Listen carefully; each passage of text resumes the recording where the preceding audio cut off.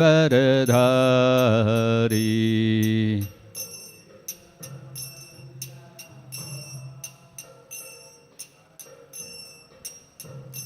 जय गोपी जन वल्लभा गिरिवरधारी।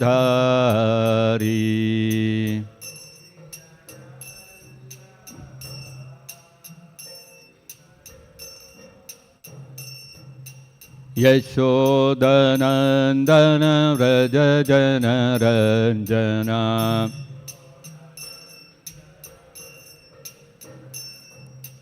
यशोदनन्दन व्रज जनरञ्जना।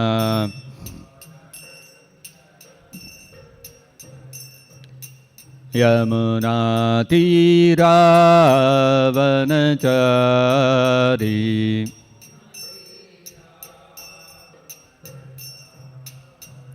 यमुनातीरावनचारी।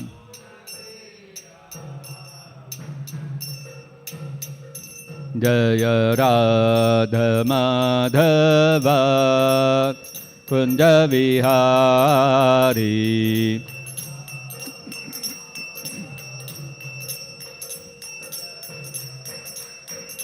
जय गोपी जन वल्लभा गिरिवरधारी।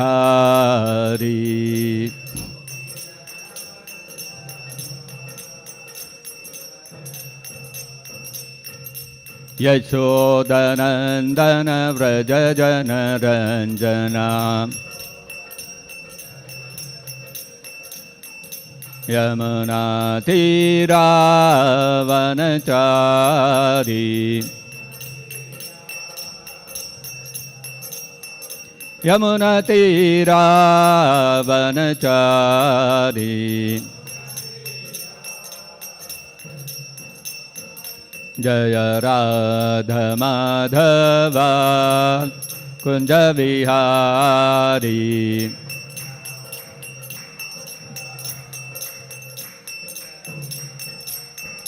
जय राधमाधवा कुंज विहारी।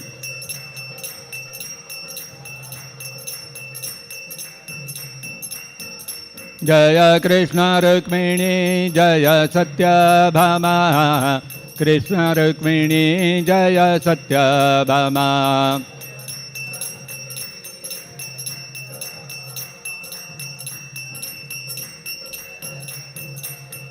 जय कृष्ण बलराम जय कृष्ण बलराम। कृष्ण बलराम जय कृष्ण बलराम।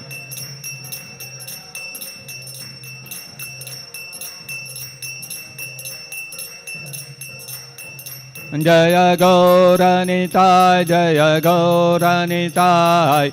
गौरनिताय जय गौरनिताय।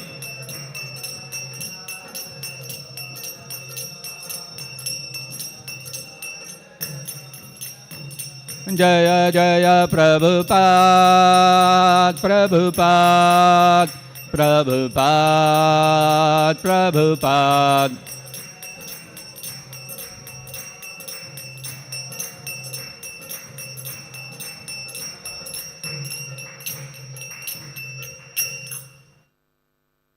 जय मिश्रपाद परमंस परिव्राजगतरिष्ठोत्तर सतश्री श्रीमती divine grace A C Bhakti Vedanta Swami Srila Prabhupada की जय। जय मिश्रपाद परमंस परिव्राजगतरिष्ठोत्तर सतश्री श्रीमती डिवाइन ग्रेस श्रील भक्ति सिद्धांत सरस्वती गोस्वामी महाराज की जय। अनंत कोटि वैष्णव वृंद की जय। प्रेम से कहो श्री कृष्ण चैतन्य प्रभु नित्यानंद श्री अद्वैत गदाधर शिवासदि गौर भक्त वृंद की जय। ग्रंथराज श्रीमद्-भागवतम की जय। श्री श्री कृष्ण रुक्मिणी सत्यभामा की जय। श्री श्री कृष्ण बलराम की जय। श्री श्री गौर निताय की जय। जगत गुरु श्रील प्रभुपाद की जय। निताय गौर प्रेमानंदे हरि हरि बोल। ओम नमो भगवते वासुदेवाय। ओम नमो भगवते वासुदेवाय। ओम Namo Bhagavate Vasudevaya. Reading from Srimad-Bhagavatam, Canto 3, Chapter 25, The Glories of Devotional Service. Text number 18. Jnana Vairagya Yuktena Jnana Vairagya Yuktena Jnana Vairagya Yuktena Bhakti Yuktena Cha Atmana Bhakti Yuktena Cha Atmana Bhakti Yuktena Cha Atmana Paripashyati Udasinam Paripashyatyudasinam Paripashyatyudasinam Prakritim Cha Hata Ojasam Prakritim Cha Hata Ojasam Prakritim Cha Hata Ojasam Jnana Vairagya Yuktena Bhakti Yuktena Chatmana Paripashyatyudasinam Prakritim Cha Hata Ojasam Jnana Vairagya Yuktena Bhakti Yuktena Chatmana Paripashyatyudasinam Prakritim Cha Hata Ojasam.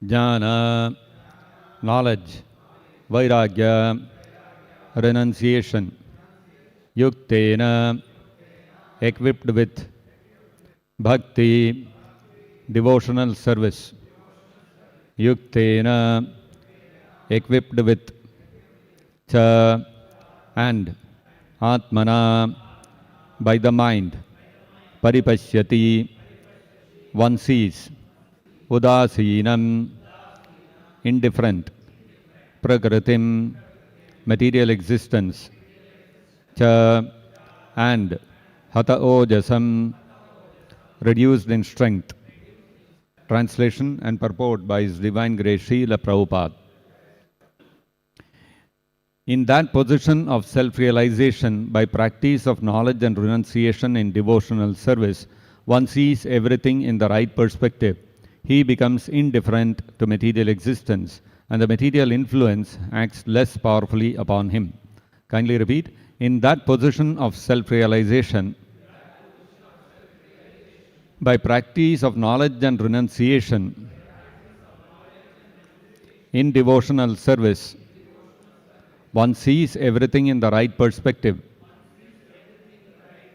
He becomes indifferent to material existence, and the material influence acts less powerfully upon him. Purport by Srila Prabhupada. As the contamination of the germs of a particular disease can influence a weaker person, similarly, the influence of material nature or illusory energy can act on the weaker or conditioned soul, but not on the liberated soul. Self-realization is the position of the liberated state. One understands his constitutional position by knowledge and vairagya, renunciation. Without knowledge, one cannot have realization. The realization that one is the infinitesimal part and parcel of the Supreme Spirit makes him unattached to material conditional life. That is the beginning of devotional service. Unless one is liberated from material contamination, one cannot engage himself in the devotional service of the Lord. In this verse, therefore, it is stated, Jnana Vairagya Yuktena. When one is in full knowledge of one's constitutional position and is in the renounced order of life, detached from material attraction, then, by pure devotional service, Bhakti Yuktena, he can engage himself as a loving servant of the Lord. Paripashyati means that he can see everything in its right perspective. Then, the influence of material nature becomes almost nil. This is also confirmed in Bhagavad-gita. Brahma bhutaha prasannatma. When one is self-realized, he becomes happy and free from the influence of material nature. And at that time, he is freed from lamentation and hankering. The Lord states that position as Mad Bhaktim Labate Param, the real state of beginning devotional service. Similarly, it is confirmed in the Narada Pancharatra that when the senses are purified, they can then be engaged in the devotional service of the Lord. One who is attached to material contamination cannot be a devotee. Thus ends the Bhaktivedanta purport.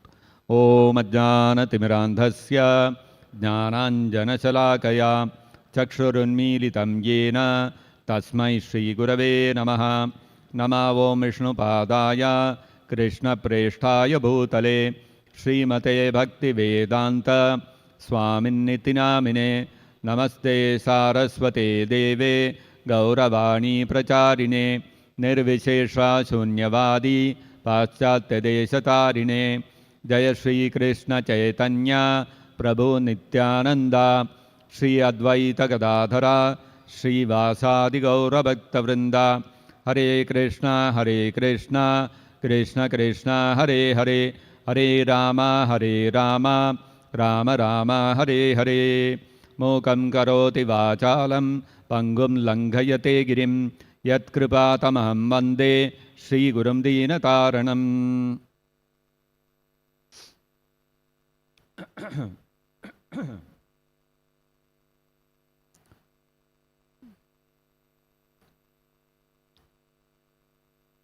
In the beginning of the 20th century, there was an interesting case in medical history in the United States, which attracted a lot of media attention, and the medical science also, it opened up a different understanding and better knowledge about how the various diseases can affect people. It was an important discovery. It all began in the end of the 19th century. I think it was around 1865 or something like that. In Ireland, one girl was born. Her name was Mary Mallon. This Mary Mallon, when she was about 15 years old, in 1884, she was born in Ireland, but she had an uncle who used to live in the United States. When she was 15 years old, in 1884, she migrated to the United States. She was initially living with her uncle and her aunt. And then when she grew a little older, she started staying independently. But this girl, she was single and she was not very rich. She was not very affluent. She had to do all sorts of menial jobs to make her ends meet. At that time in the United States, rich people used to hire house helps. Some people to clean the house, some people to cook, and such other stuff. This woman quickly found out, Mary Mallon, that cooking fetched a little more money than regular housekeeping or cleaning works. She decided to become a cook. And in 1900, she got her first job as a cook in a rich man's house. And she started working as a cook there. But within a few weeks of her, maybe 1 or 2 weeks of her joining the work there was an outbreak of typhoid within that family. And the moment that typhoid broke out, she also thought, why I have to stay here? She left. And like this, she went to another house. She found a job as a cook in another house. Like that, she went to 8 households as a cook. And every house she would go, within a few days of her joining the work, there would be an outbreak of typhoid within the house. In the 8th house, when this outbreak of typhoid happened, actually typhoid was not a very common disease in the United States. It might have been common in places like India, because all this typhoid actually comes out of unsanitary conditions, unhygienic conditions, where there is squalor, very contaminated water, such kind of stuff. United States did not have that kind of situation. Hence, it was baffling to the people as well as to the doctors how typhoid is breaking out, especially in these rich men's houses where everything is very spick and span. This 8th household, this house owner, he started an investigation. He wanted to figure out where the problem is coming from. He had all the pipes, the water tank, the floor, lot of things were investigated. Everywhere there was no contamination. It was a mystery. Then finally somebody started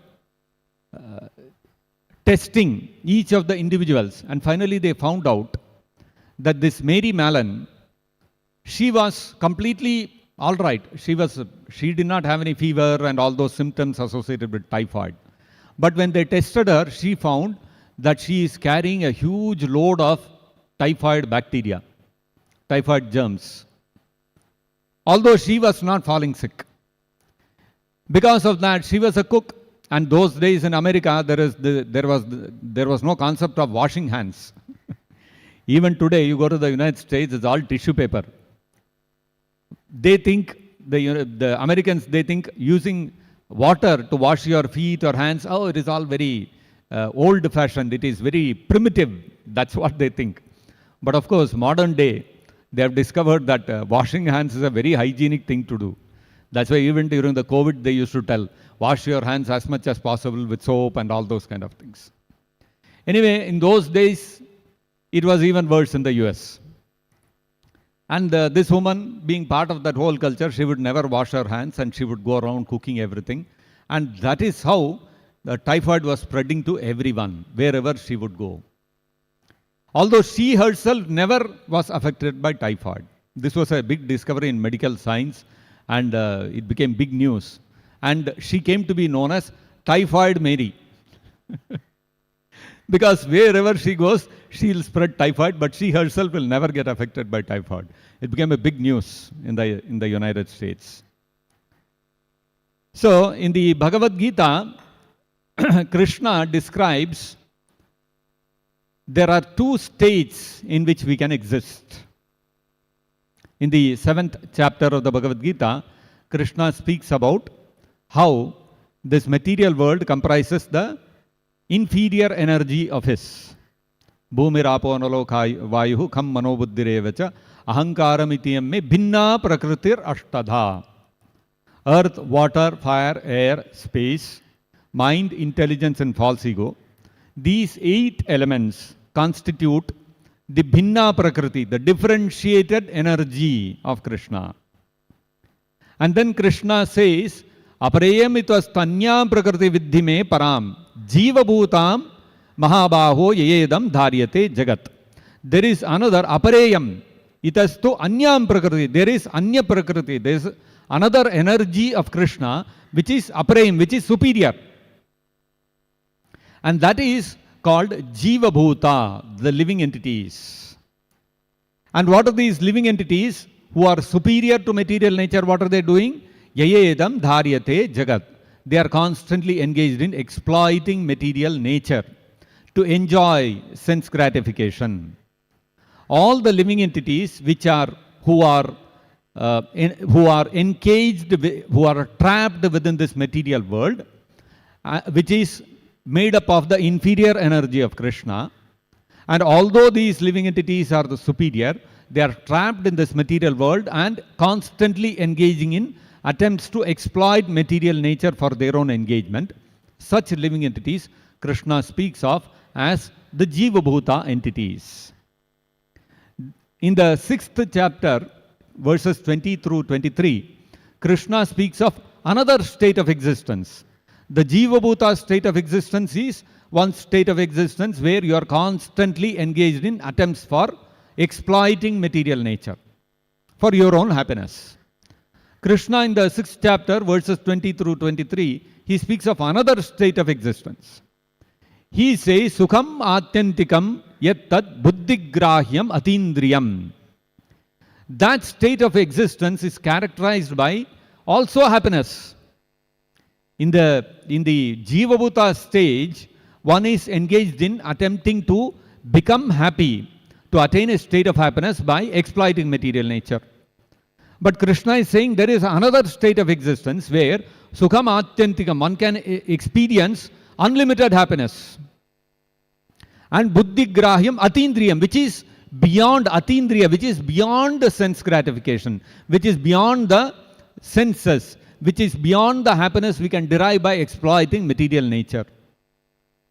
And this state, Krishna further characterizes it by saying that Yam labdva chaparam labham manyate nadhikam tataha.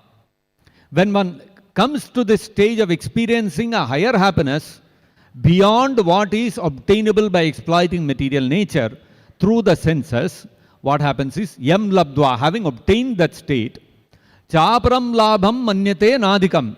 One feels that there is no greater happiness to be obtained in this world.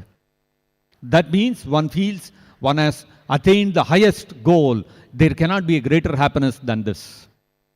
On the Jiva Bhuta state, what happens? When, as long as you are engaged in exploiting material nature and engaged in sense gratification, you can never be satisfied.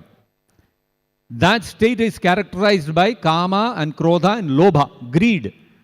How much ever sense gratification you do, how much ever you exploit material nature, it never feels enough.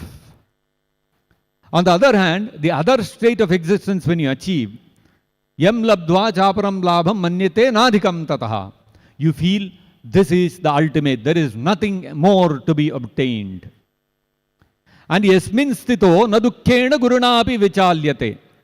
And on the other hand, when as long as we are on the Jiva Bhuta stage, we are engaged in exploiting material nature for our sense gratification, despite our advances in science, technology, and whatever great endeavor we may do in this field, always this happiness coming out of sense gratification will be accompanied by distress. And when one comes across distress, it becomes very difficult to handle it. But on the other platform of existence, where one is experiencing higher happiness, devoid of the desire for sense gratification by exploiting material nature, when one attains that, what happens is, yasmin sthito dukkhena guruna api. Shri Krishna Rukmini Satyabhama. Even in the midst of the greatest calamity, even when one is facing the greatest catastrophe in life, greatest distress may fall upon us, what will happen? Na dukkhena guruna api vichalyate. Even slightly, the person doesn't become disturbed. Externally, the person may be subjected to very heavy distress, but he is not in the least disturbed, because he is fixed up in a different kind of happiness. Sukham atyantikam yattat buddhi grahyam atindriyam, which is beyond the stage of sense gratification or Jiva Bhuta stage. So, both happiness and distress, what we experience in this material world, is on account of our senses. And when one transcends, one goes beyond searching for happiness from the senses, one is no more interested in becoming happy by sense gratification. What happens? One becomes unaffected even by distress which arises out of the contact of the senses and sense objects. This is a totally different state of existence. which again Krishna describes very briefly in the 54th verse of the 18th chapter, where Krishna says, Brahma bhutah prasannatma na chochati na kankshati. Sama sarva bhuteshu mad bhaktim labhate param. Krishna describes this other state of existence. The first state of existence is Jiva Bhuta state of existence, where one is constantly engaged in the endeavor to enjoy sense gratification by yayedam dharyate jagat, by exploiting material nature. The other state of existence, Brahma Bhuta Prasannatma, where one is experiencing complete bliss. One is very happy without contamination of material distress. Brahma Bhuta Prasannatma na shochati na kankshati. Na shochati, there is no distress in this state of existence. And kankshati, there is no hankering. Oh, there is some other happiness which I am missing. Oh, this is something which I should obtain. This person is enjoying better than me. I am missing that. That kind of thing doesn't exist at all. Yam labdva chaparam labham manyate nadhigam tataha. Na kankshati. So there is nothing else for me to obtain. So there is no hankering. Na shochati na dukkhena gurunapi vichalyate. Even in the midst of the greatest distress, one is completely unaffected. Na shochati, there is no distress that can affect the person. Prasannatma sukhamatyantikam yattad buddhigrahyam atindriyam.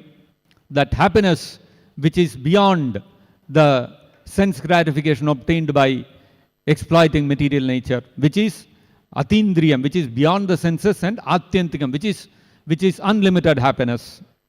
Brahma bhutah prasannatma na chochiti na kankshati. So such a state of existence, Krishna says, is called Brahma Bhuta stage of existence. One is Jiva Bhuta state of existence, where the living entity is enamored by material sense gratification, and he is constantly engaged in various endeavors to enjoy material nature by exploiting it. That is called the Jiva Bhuta stage. The other state of existence is one is experiencing a happiness beyond material sense gratification. So one is no more interested in sense gratification. One feels, what is all this sense gratification? What is the happiness that I can derive from exploiting material nature? It is very insignificant. It is abominable. On the other hand, I can experience a higher happiness which is beyond sense gratification. And that stage is called Brahma Bhuta stage. Now, once a living entity comes to the Brahma Bhuta stage, he is no more affected by distress, no more is he enamored by the material sense gratification which is available in the material world in the company of wife, family, husband, children, nation, community, religion. You transcend all these things. You go beyond all these things. How is this possible? Because Prabhupada gives this example of Typhoid Mary. Typhoid Mary, although anybody who came in touch with her were contracting typhoid, and although her body was full of the typhoid germs, she herself was never affected because her immunity was very strong. Those whose immunity was weak, whoever would come in touch with the typhoid germs, immediately they would fall sick. But Typhoid Mary, she was never falling sick. She never suffered from typhoid. Why? Because her immunity was so strong, she could withstand the typhoid germs. Similarly, Prabhupada gives this example. When one comes to the stage of Brahma Bhuta, he is so strongly situated in spiritual life that he is no more enamored by material happiness, nor is he disturbed by material distress. He has become immune to material happiness and distress. And this is the stage of Brahma Bhuta. And how does one come to the stage of Brahma Bhuta? That is described in today's verse. Jnana Vairagya Yuktaya. When one develops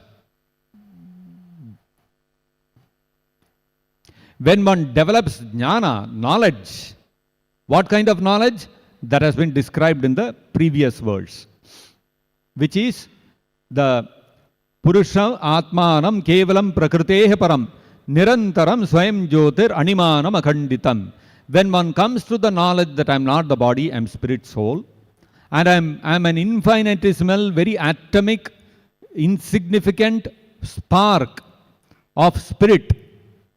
And as such, Swayam Jyotihi, and I am completely transcendental, Prakrutehe Param, beyond the influence of material nature, Akhanditam, I am an eternally part and parcel of the Supreme Spirit, which is Krishna. When that jnana comes, it is accompanied automatically by Vairagya, by detachment or renunciation. And this, when one is filled with completely with knowledge and renunciation, then one comes to the stage of Brahmabhuta, where one experiences spiritual happiness, which is nothing like material happiness. Material happiness is insignificant and mixed with all kinds of distress. Whereas spiritual happiness is unlimited and it is unmixed with distress. One will never be disturbed by material distress. When one comes to this stage, it is not enough if one comes to this stage, because one may cure oneself of a disease. I may get typhoid, I may cure myself. But if my immune system is not strong enough, I will again fall victim. So one has to become strong in one's position in spirituality. Just like Typhoid Mary was so immune, no amount of typhoid germs could affect her. Similarly, we have to become so immune to material nature that no material happiness nor any material distress can disturb us from our position. How is that possible? That is possible. Jnana Vairagya Yuktena Bhakti Yuktena Chatmana. So this is very significant. You see in this verse, the Bhakti and Jnana and Vairagya are separated. Jnana Vairagya Yuktena. Jnana and Vairagya are kept together. Bhakti Yuktena. Bhakti is kept separately. He could have easily said, Kapiladeva could have easily said, Jnana Vairagya Bhakti Yuktena. All three things combined you should have. He did not say that. He said, Jnana Vairagya Yuktena. Cha. You are, when a person is situated in Jnana and Vairagya, and Bhakti Yuktena, he engages in devotional service. Then what happens? Paripashyati udasinam prakritimta hataujasam. This word paripashyati is referring to the previous verse. Like we discussed, the three verses 16, 17 and 18 are in continuation. 16th verse, Kapiladeva started by saying, Yada aham mamabhimanottaihi kamalobhadibir malaihi vitam yada manaha shuddham adukkam asukham samam. Yada, when one is completely cleansed of the impurities of lust and greed produced from the false identification of the body as I and bodily possessions as mine. We have discussed this. When we discuss verse 16, we discussed the explanation of this. So when one frees oneself from the aham and mama, from the contamination of the bodily concept of I and mine, yada, at that time, tada, in the next verse, Purusha atmanam kevalam prakrite param nirantaram swayam jyotir animanam akhanditam. At that time, the soul can see himself. Where is that word see coming from? That is coming from today's words. Paripashyati. Tada purusha atmanam kevalam prakrite param nirantaram swayam jyotir animanam akhanditam paripashyati. He sees. What does he see? At that time the soul can see himself to be transcendental to material existence and always self-effulgent, never fragmented, never differentiated from Krishna, although very minute in size. So, in that position, what happens is, Udasinam prakritim cha hataujasam. When one is in that state, this state is characterized by Jnana Vairagya Yuktena. Jnana and Vairagya. Jnana, that I am an infinitesimal small spark and eternally a part and parcel of Krishna. I cannot become the Supreme Brahman. I am always a part and parcel of that Supreme Brahman, which is Krishna. As Krishna says in the Bhagavad-gita, Mamaivam Chena Jiva Bhote Sanatanaha. So Krishna says the living entities The Jiva Bhuta is always an amsha, a part and parcel of Krishna.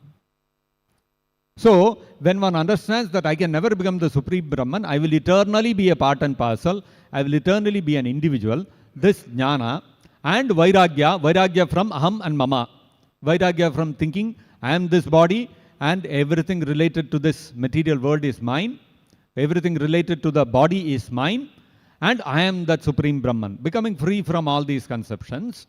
This is called real vairagya. So, when one is accompanied by these two things, when one is situated on the mature stage of jnana and vairagya, then bhakti yuktena.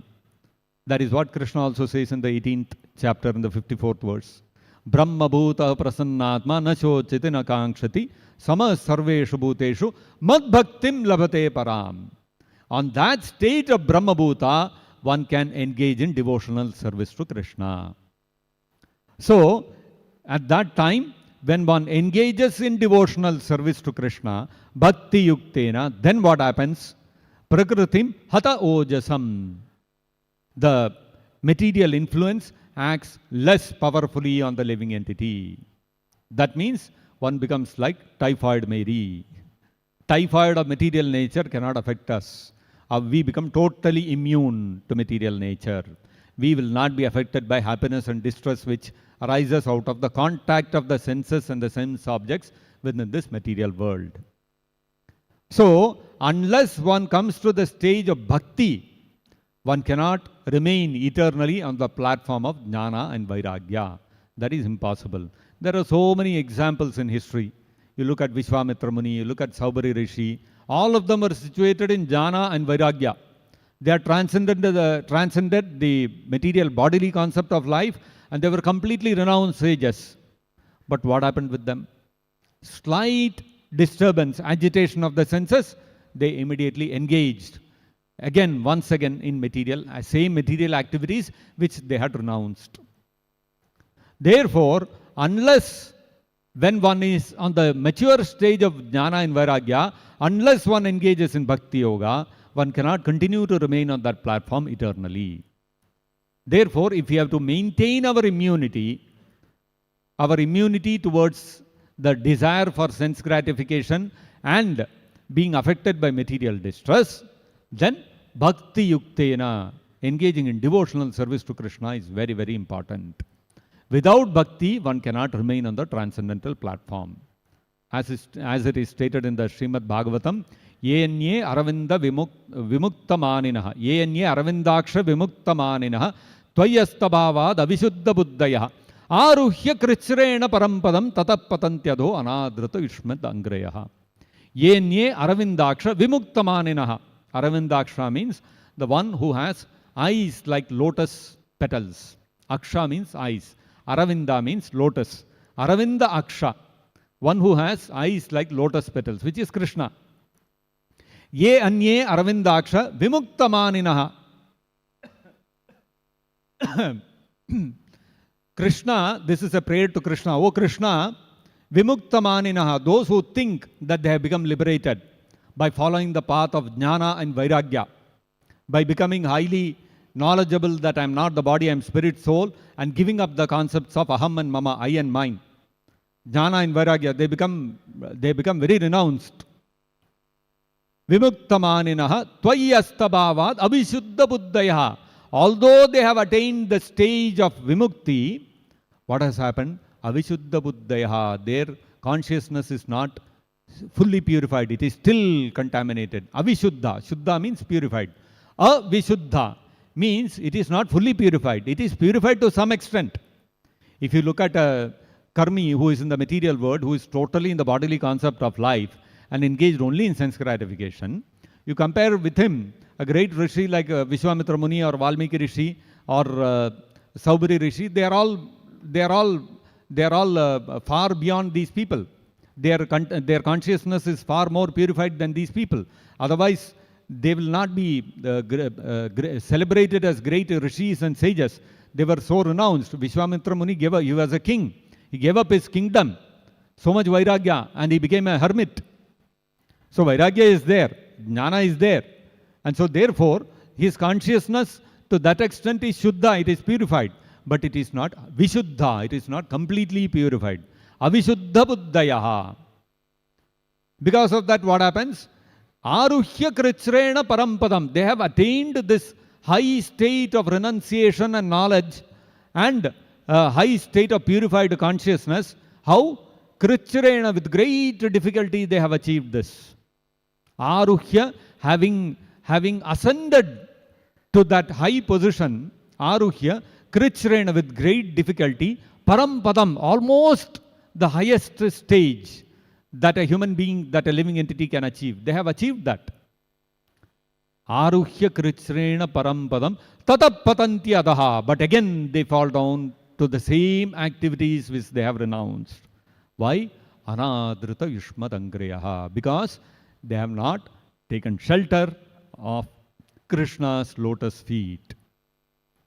Therefore, Jnana, Ashtanga Yoga, Jnana Yoga, Karma Yoga, all these different yoga systems, they are meant to bring you to a stage of Jnana and Vairagya from where you can engage in pure devotional service to Krishna. If they do not elevate you to the stage of devotional service to Krishna, you will again fall down to this material world and you will again engage in those same activities of bodily sense gratification. Jiva bhutam yatedam yayedam dharyate jagat. We will again engage in the activities. We will again become Jiva bhuta from the Brahma bhuta platform. So we have to develop immunity like Typhoid Mary. How is that possible? That is possible by, as stated by Kapila Deva in today's verse, Bhakti Yuktena, Jnana Vairagya Yuktena, Bhakti Yuktena cha. One has to, that Jnana and Vairagya has to lead us to the stage of Bhakti. Then what happens is, Prakritim cha hatau jasam. Prakriti or material nature will lose its power. It will lose its power to influence you, either with happiness or distress. In the case of Jnanis and Vairagis and Yogis and Karma Yogis, they have the influence of material nature has not become weak. It is still powerful, waiting for the right opportunity. The moment the right opportunity comes, it will show its power. Whereas, when a devotee engages in pure devotional service to Krishna, ahaituki and apratihata, unmotivated and uninterrupted devotional service to Krishna, what happens? Hata ojasa, prakritim cha hata ojasam. The power of Prakriti itself will be reduced. So, by this what will happen? One's immunity will become very strong. One will never be deviated by the material sense gratificatory activities. So, this is the instruction of Kapila Deva to his mother Devahuti. Her question had been that how do I become free from material sense gratification and the constant pulling or pushing of the senses to engage in sense gratification. So Kapila Deva has given very clear instruction. Engage in Bhakti Yoga, develop Jnana and Vairagya, and as long as Bhakti Yuktena you remain on that Bhakti platform, you will remain immune. The power of material nature to allure you with material happiness, sense gratification, or to agitate you with material distress, in both ways, the power of material nature will diminish significantly, and being situated on that stage, one can happily execute, one can experience spiritual happiness, sukham atyantikam. And when one experiences that spiritual happiness, one will never deviate, one will never fall down from one's position of being a Brahma Bhuta, and one will never have to again become a Jiva Bhuta. So this is the understanding we can get from today's verse. If there is any question or comment, we can discuss. Hare Krishna, Prabhu. Hare Krishna. So this existence that Krishna is describing, so above this, as you said, that Bhakti Yuktena, in that only in that state, the spark, the Jiva fire can remain in that same existential position. Sorry, the volume is not high enough for me.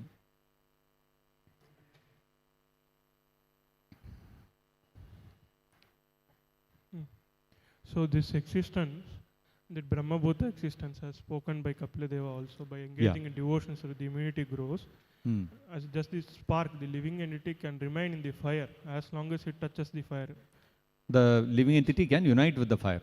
No, the living spark, as soon as it gets disconnected with the fire, it loses its potency. Yes.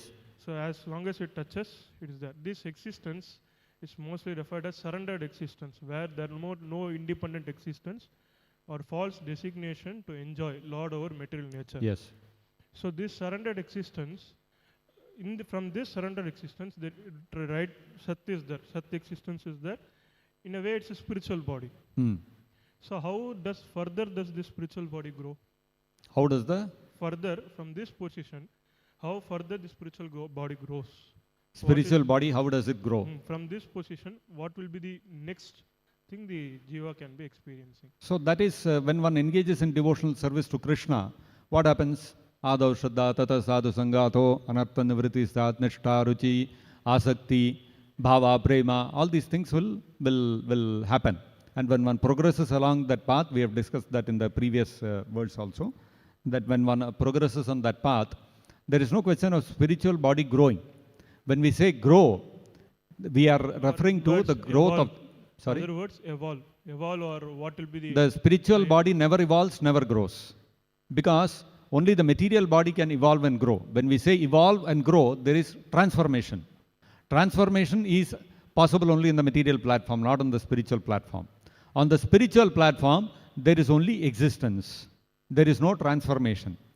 Currently, what has happened is our spiritual body is not manifest.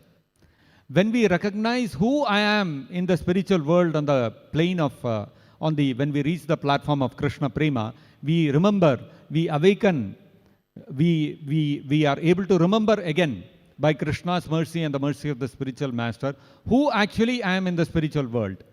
When that remembrance comes, what happens? That is when the spiritual body will manifest. And because we have forgotten who we are in the spiritual body, who we are in the spiritual world, therefore our spiritual body is not manifest now. When we remember who we are, again that spiritual body will get manifested. And of course, but in the current life, if I become a pure devotee and I come to the stage of Krishna Prema and I remember who I am in the spiritual world, right now this body that I am having will become transformed into a spiritual body. But for external eyes, that shape and form of the body will not change. Suppose I am a Sakhi in the spiritual world. So when I come to the stage of Krishna Prema, right now I am in a man's body, it will not suddenly change into a woman's body. That will not happen. But that spiritual consciousness will pervade although I am in a man's body, I will no more identify myself as a man. I will be fully immersed in being a female companion of Krishna in the spiritual world. In my next birth, wherever Krishna is performing his pastimes in the material world, that time what happens? I will again get back my original spiritual body. The original spiritual body will manifest itself. And I will be taking that female form, serve Krishna, perfect myself, go back to the spiritual world in that spiritual body. That is how it happens. So there is no evolution or growth. It is not manifest. Manifest meaning, not manifest meaning, we are not able to see it right now. So it will be an awakening. It will be see, the thing is, when we say manifest and non-manifest, what it means, like we say Krishna's pastimes are non-manifest now. But for a pure devotee like Prabhupada, he is constantly seeing Krishna's pastime only. He is awake to Krishna's pastimes. We are not able to see Krishna's pastimes. Why? Because we are on the bodily concept of life. We are in ignorance. Therefore, so that means anything that is spiritual is not visible to our eyes because of our material conditioning. Therefore, it is called unmanifest. And similarly, even our form we are not able to see now. It is unmanifest because our consciousness is contaminated. When we come to the spiritual consciousness, then we will be able to identify, we will be able to see our original form. Then at that time, the spiritual body becomes manifest, means we have developed the vision to be able to see myself in that spiritual form. Understand? So that is how we can comprehend these things. Any other question? Yes, Raghav Prabhu, behind you. Hare Krishna Prabhu. Yeah, it's working. Hare Krishna Prabhu, like when we say that when we engage our senses in the service of the Lord, our senses becomes purified. Does it mean that it is nothing to do with the material senses and sense objects? Is it transcendental senses that are awakening to its effect? Well, it's like this. We have material senses because there are spiritual senses. In the spiritual world, there is the sense of sight, being able to comprehend forms. So we have material eyes here, which mimic or replicate the spiritual senses. There I can smell, in the spiritual world I can smell the tulasi buds and tulasi leaves offered to the lotus feet of Krishna. Therefore, the Grana Shakti is there. So therefore, in this material world, a sense of olfactory sense is given to the living entity to mimic that sense of spiritual sense of smelling. Similarly, hearing, tasting, all these things, what we experience in this material world, all our 5 pancha jnanendriyas, they are all actually existing on the spiritual plane. Now they have been imitated in this material world with material things. Okay. Now, when we say that the spiritual senses will awaken, that was your question, right? So when we say that the spiritual senses will awaken, what it actually means is, currently our material senses are acting. And when we say material senses, now in the spiritual world, when the spiritual senses of eyes, spiritual ears, spiritual nose, spiritual tongue, spiritual skin is acting, how does it act? Constantly it is giving impetus to the living entity, to the devotee, to engage in service to Krishna.